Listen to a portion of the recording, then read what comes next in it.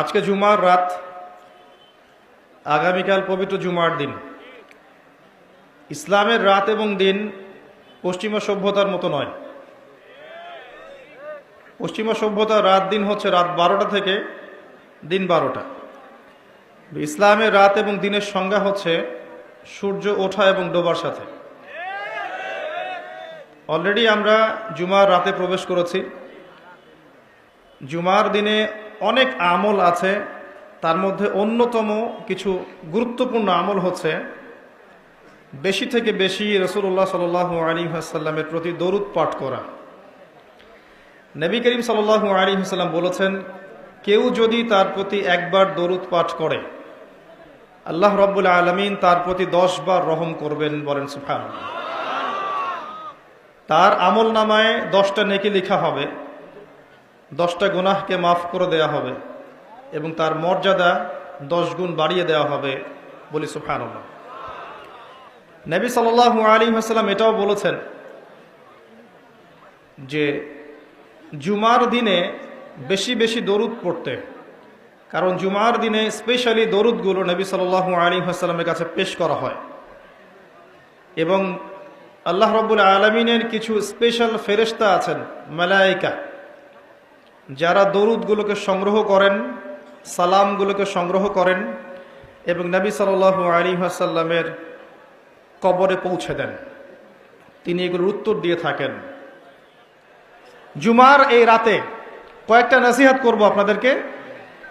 জুমার এই দিনে এবং রাতে বেশি থেকে বেশি নবী সাল্লাল্লাহু আলাইহি ওয়াসাল্লামের উপর দরুদ শরীফ পাঠ করেন। পারা যাবে ইনশাআল্লাহ? সবচেয়ে শ্রেষ্ঠ দরুদ কোনটা? দরুদ ইব্রাহিম। পারা যায় ইনশাআল্লাহ? এটা না পড়েন, অ্যাটলিস্ট এতটুকু বলবেন, আল্লাহুম্মা সাল্লি ওয়া সাল্লিম আলা নবিয়িনা মুহাম্মদ। পারা যাবে? আমার সাথে বলেন, আল্লাহুম্মা সাল্লি ওয়া সাল্লিম আলা নবিয়িনা মুহাম্মদ। কমপক্ষে সকালে 10 বার, সন্ধ্যায় 10 বার নবী সাল্লাল্লাহু আলাইহি ওয়াসাল্লাম আপনার জন্য সুপারিশ করবেন ইনশাআল্লাহ তাআলা। আর আপনারা জানেন তিনি ছাড়া আমাদের কোনো আদর্শ নেই। আছে? কবরে তাকে দেখানো হবে, হাউজে কাউসার ধারে তিনি দাঁড়িয়ে থাকবেন পানির পেয়ালা নিয়ে, তিনি সুপারিশ করবেন এই উম্মতের কবিরা গুনাহগারদের জন্য। তাই আমাদের উপর হক হচ্ছে, ওয়াজিব হচ্ছে, আমরা সবাই নবী সাল্লাল্লাহু আলাইহি ওয়াসাল্লামের সুন্নাহ মাফিক চলবো। পারা যায় ইনশাআল্লাহ? আল্লাহ পাক তৌফিক দান করুন, আমিন। জুমার দিনে আর কয়েকটা কাজ বেশি বেশি করেন। শোনেন, সকাল সকাল গোসল করবেন। পারবেন? গোসলটা করবেন ফরজ গোসলের মতো। পারা যাবে? এরপরে সবচেয়ে সেরা কাপড়টা পরবেন, যেন তেন কাপড় পরবেন না, আপনার বেস্ট কাপড়টা পরবেন। মসজিদে আপনি আল্লাহর সাথে সাক্ষাৎ করতে যাবেন, নোংরা কাপড় কেন পরে যাবেন? আতর সুগন্ধি ব্যবহার করবেন। আতর সুগন্ধি ব্যবহার করে উত্তম কাপড় পরে পায়ে হেঁটে আগে আগে সকাল সকাল মসজিদে যাবেন। যে সবার আগে ঢুকবে একটা উট কোরবানির নেকি পাবে, যে তারপরে ঢুকবে সে একটা গরু কোরবানির নেকি পাবে, এরপরে যে সে একটা ছাগল, তারপরে মুরগি, তারপর ডিম, এভাবে আস্তে আস্তে আস্তে আস্তে কমতে থাকবে। যখন ইমাম খুতবা শুরু করে দিবেন, ফেরেশতারা নাম নোট করা বন্ধ করে দিয়ে বসে যাবেন। তাই খুতবা শুরুর আগেই মসজিদে যাওয়ার চেষ্টা করবেন, না হলে ওই লিস্টে আপনার নাম থাকবে না। কথা কি বুঝতে পারছেন? খুতবা শুরু হলে ফেরেশতারা এই মসজিদের দরজা থেকে খাতা গুটিয়ে খুতবা শুনতে বসে পড়েন। আর এগুলো আপনি চোখে দেখতে পারবেন না। আর সায়েন্স আমাদেরকে যা শিখিয়েছে, যা চোখে যেটা দেখা যায় না সেটার কোনো অস্তিত্ব নাই। এবং ইমামের কাছাকাছি বসলো, খুতবা মনোযোগের সাথে শুনলো, কাউকে কষ্ট দিল না এবং কারোর সাথে টু শব্দ পর্যন্ত করলো না। কেউ পাশে কথা বললে সে বলল না চুপ করো, এতটুকু বলল না। ইমামের সাথে নামাজ শেষ করলো, সালাম ফিরালো। আল্লাহর নবী মুহাম্মদ সাল্লাল্লাহু আলাইহি ওয়াসাল্লাম বলছেন, এই ব্যক্তির আমল নামায় প্রত্যেক পদক্ষেপের বিনিময়ে 1 বছরের নামাজ, 1 বছরের রোজার নেকি দেয়া হবে। এই কাজটা আমরা সহজেই করতে পারি আজকে। আর 2টা কাজ বলে শেষ করছে। 1, জুমার দিন একটা সময় আছে যেই সময় দোয়া কবুল হয়। দোয়া যেটাই করবেন সেটাই কবুল ইনশাআল্লাহ, যদি আপনার রিজিকটা হালাল হয়।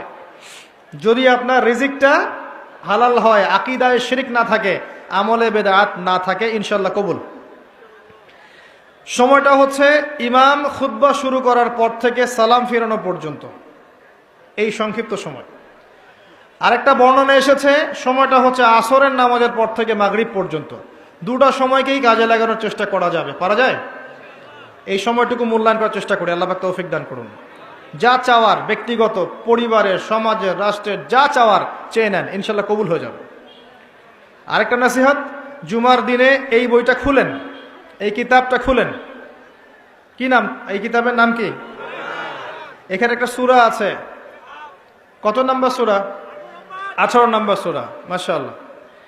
সূরা কাহফ জুমার দিনে তেলাওয়াত করেন, এক জুমা থেকে আরেক জুমা পর্যন্ত আল্লাহ পাক আপনার জীবনটাকে ঈমানের নূর দিয়ে ভরে দেবেন ইনশাআল্লাহ। আর এইটাই সেই সূরা, যেই সূরা আপনাকে মসিহুদ দাজ্জাল থেকে বাঁচাবে। পৃথিবীতে যত ফিতনা চলছে এবং চলে গেছে, সবগুলোকে যদি একত্রিত করা হয়, দাজ্জালের ফিতনা সমান হবে না। আমি মনে বুঝাতে পারলাম না। অর্থনৈতিক ফিতনা, পলিটিক্যাল ফিতনা, সামাজিক ফিতনা, পারিবারিক ফিতনা, যত ফিতনা আছে, যত ফাসাদ, করাপশন, অন্যায়, অত্যাচার, জুলুম, এগুলোকে এক জায়গায় করলেও দাজ্জালের ফিতনা সমান হবে না। সেই মহা ফিতনা থেকে আপনাকে বাঁচাবে ওনলি একটা সূরা, তার নাম সূরাতুল কাহফ। কেন বাঁচাবে এটা আপনি এই সূরা পড়লেই বুঝতে পারবেন। আমি কিছু টিপস বলে দিচ্ছি। সূরাটার প্রথম 10 এবং শেষ 10 আয়াত মুখস্থ করবেন, পারবেন? আজকেই চেষ্টা করেন, আগামীকালকের মধ্যেই শেষ করে ফেলবেন। পারা যাবে? অ্যাটলিস্ট প্রথম 10টা আয়াত। আলহামদুলিল্লাহিল্লাযী আনজালা আলা আবদিহিল কিতাব ওয়া লাম ইয়াজআল লাহু ইওয়াজা, এখান থেকে শুরু করে আম হাসিবতা আন্না আসহাবাল কাহফি ওয়ার রাকিম কানু মিন আয়াতিনা আজাবা ইয আওয়াল ফিতয়াতু ইলাল কাহফি ফাকালু রাব্বানা আতিনা মিন লাদুনকা রাহমাহ ওয়া হাইয়্ লানা মিন আমরিনা রাশাদা, এই পর্যন্ত। পারা যাবে? পারবেন না? গলার সাউন্ড নাই কেন? জীবনে তো শরৎচন্দ্র পড়েছেন, বঙ্কিমচন্দ্র পড়েছেন, রবীন্দ্রনাথ পড়েছেন, নজরুল পড়েছেন, মাশাআল্লাহ। জীবনে হুমায়ুন আহমেদের 60, 70, 100টা বই পড়ে ফেলেছেন। হিমুকে আপনি চেনেন, মিসির আলীকে সব চিনেন। আপনাকে জিজ্ঞেস করা হয় যদি বাংলাদেশ ক্রিকেট টিমের সবগুলো প্লেয়ারের নাম বলো, আজকে এই যে টি-20 থেকে কে খেলেছে সব বলতে পারবেন। জিজ্ঞেস করা হয় যে বাংলাদেশের ফিল্ম ইন্ডাস্ট্রিতে কি জানি চলছে, ফেসবুকে ঢুকলেই খালি এদের ছবি দেখা যায়, মনে হচ্ছে এরা বিশ্বের সবচেয়ে ইম্পর্টেন্ট কাজটা করছে। ভাবখানে এমন সারা বিশ্ব উল্টায় ফেলাবে একেবারে। অত্যাচারে ফেসবুকে ঢোকা যায় না, কি যে করছে আল্লাহ ভালো জানে। আর মানুষ এগুলো নিয়ে এত মত্ত। আল্লাহর কাছে কি দাম আছে তোমাদের? 5 ওয়াক্ত নামাজ পড়ো না, কোরআন তেলাওয়াত করতে পারো না, আল্লাহর হুকুম আহকামের পরোয়া করো না, পর্দার ধার ধারো না। আল্লাহর কাছে তোমার মূল্য কি সেটা চিন্তা করো। মানুষের কাছে মূল্য দিয়ে কি করবা? জিজ্ঞাসা করেন নায়ক নায়িকার নাম বলে দিবে খটখট করে, জিজ্ঞাসা করেন হিন্দি সিরিয়ালের নাম বলে দিবে, পশ্চিমার প্লেয়ারদের নাম জিজ্ঞাসা করেন বলে দিবে, ক্রিকেট প্লেয়ার, ফুটবল প্লেয়ার নাম জিজ্ঞাসা করেন বলে দিবে, মিউজিশিয়ানদের নাম জিজ্ঞাসা করেন বলে দিবে, সব পারবে এরা। জিজ্ঞাসা করেন রাসূল সাল্লাল্লাহু আলাইহি ওয়াসাল্লামের দ্বিতীয় স্ত্রীর নাম কি, কে বলতে পারবেন? হাত উঁচু করেন। দ্বিতীয় স্ত্রীর নাম বলেন। শুকরান, একজন পেরেছেন, হাত একটা ওঠে নাই। তো সূরা কাহফের 10 আয়াত মুখস্থ করতে পারবো না, বিশ্বাসযোগ্য নয়। আপনি ফিজিক্স পড়ছেন, কেমিস্ট্রি পড়ছেন, বায়োলজি পড়ছেন, ইকোনমিক্স পড়ছেন, ম্যানেজমেন্ট পড়ছেন, অ্যাকাউন্টিং পড়ছেন, বিসিএস কোচিং করছেন, কত কি করছেন। সূরা কাহফের 10 বিষয়াত পারবেন না, কোরআনের ইম্পর্টেন্ট সূরা পারবেন না, ফরজ ওয়াজিব সুন্নত মুস্তাহাব জানবেন না, ওযুর ফরজ জানবেন না। কাকে আল্লাহ পাক পশু বলবেন তাহলে? পৃথিবীতে কি এসেছে এই কারণে যে খাবো, ঘুমাবো, বিয়ে করব, সহবাস করব, বাচ্চা পয়দা করব, মারা যাব, সিম্পল।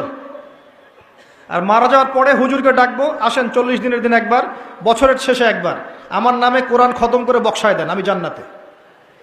এটাই শেষ করি, রাত অনেক হয়ে গেছে। জুমার দিনে সূরা কাহফ তেলাওয়াত করেন, একটা বার যদি অর্থসহ পড়তে পারেন, আপনি বুঝতে পারবেন এই সূরায় কি এমন আছে যা আপনাকে দাজ্জালের ফিতনা থেকে বাঁচাবে। আমি আজকে আপনাকে এটা বলে দিব না, শুধু ইঙ্গিত দিচ্ছি এই সূরাতেই এমন কিছু আছে যা আপনাকে বিশাল ফিতনাময় পরিবেশ থেকে বাঁচাবে ইনশাআল্লাহ। আসহাবুল কাহফ আপনার আদর্শ। আপনি খিজির আলাইহিস সালামের মতো হন, 2 চোখ খুলে যাবে। এই খিজির আলাইহিস সালামের গল্প, ঘটনা সূরা কাহফে আছে। 2 বন্ধুর ঘটনা, বস্তুবাদী আর একজন আল্লাহওয়ালা, এই সূরার মধ্যে আছে।